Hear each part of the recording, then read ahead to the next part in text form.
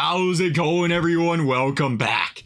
We are at the All-Star break, and we're talking Reds baseball, and we're not talking Reds baseball about what kind of prospects we're going to bring up in September because the team's out of the contention already in July. We're talking about a Cincinnati Reds team that has gone decades seemingly without being in first place in the National League Central, and they're going to enter the All-Star break in first place of the National League Central. They're going to enter the All-Star break, shocking the world with how good this offense has been. If I would have told you entering this season, the Cincinnati Reds offense is going to carry this team to the promised land. The Cincinnati Reds offense is going to have hitters by the names of TJ Friedl, Will Benson, Matt McClain, Ellie De La Cruz, all batting over 270 or over 290, we should say, this season. Now, yeah, De La Cruz,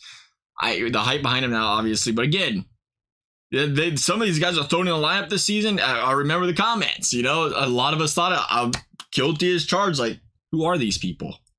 You know, when you've seen this Reds lineup put together to start this season, and credit to them.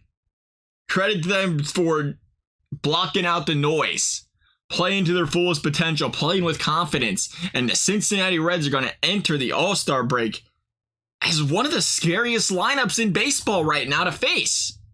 We just brought up Will Benson. There's not an easy out when you have Will Benson batting 8th or 9th, figuring things out. It was supposed to be Tyler Stevenson and Jonathan India that entered this season and was the cornerstones of this team. And no disrespect to either one of them, but they're like 4 or 5 on the chopping block, or 4 or 5 in the pecking order now, you know, as far as guys you look for generating some offense. That's how good this offense has become. They've come with an aggressive approach. They're going to enter the All-Star break first amongst teams in the Major League Baseball with stolen bases. They're going to enter first amongst teams on the road when it comes to on-base percentage, which is an interesting stat because, again, the Reds coming in with the let's play, get on, get over, get them in.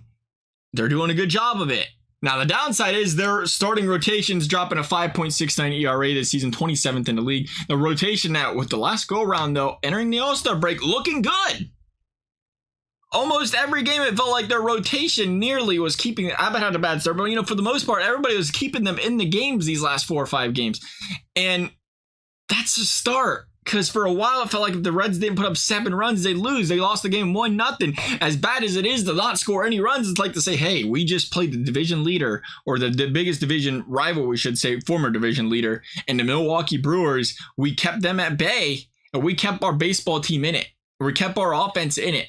That's the most you can ask for out of this pitching staff, because the bats are going to figure it out. One bad game is nothing, but when you get an outing like that out of the pitching staff, you got to be impressed. The bullpen finishes 13th in the league as far as ERA is concerned halfway through the season. The bullpen that, again, it's been impressive. It's been holding leads for this Cincinnati Reds offense. Something that was a struggle a couple years ago when the offense was electric. Was you'd get to the 7th, 8th inning, they was playing some good comeback baseball, but you had a bullpen that could not hold the leads late in games, which there was just no chance you're going anywhere in playoffs, even if you made it with a bad bullpen. So it feels like this time around, Reds got some cogs in this pen that can help this team win baseball games.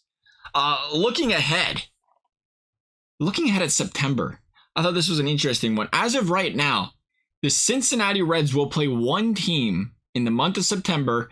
Oddly enough, the West Coast Reds will be playing. They'll be playing one team in the month of September with a record above 500, that being the Seattle Mariners. So if the Reds can get through a tough August, if they can finish out July strong, take 2 of 3 against the Brewers, that'd be a great start. If they can finish the month of August, even 500 in August, maybe a couple games above 500 in July, you know, finish above 500 or at 500 in August, you have to feel really good about this baseball team's chances of making playoffs. If they can stay in first place, if they can stay within 2 or 3 games of the Brewers entering September, you have to feel really good about this baseball team making playoffs. You're going to see Lodolo, you're going to see Green, potentially should be healthy, ready to pitch. You're going to have Ashcraft, you're going to have Abbott. The team's going to be looking good if they can get to the month of September. You gotta love this baseball team. They're one of the most exciting baseball teams to watch this season. You bring back Joey Votto late in the season. You talk about bats. He's been killing it. He's not 250, but you talk about a guy that's been as clutch gets. Joey Votto's been having an outstanding short season so far. Another guy adding a spark to this offense.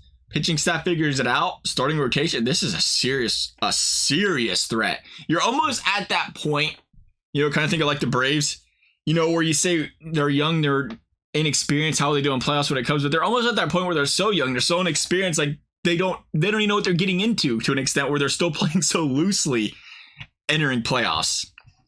We'll see. I love it. I love where the Reds are at right now. They're an exciting baseball team to watch all around. Love you guys' thoughts and guys for watching. We'll see you next time.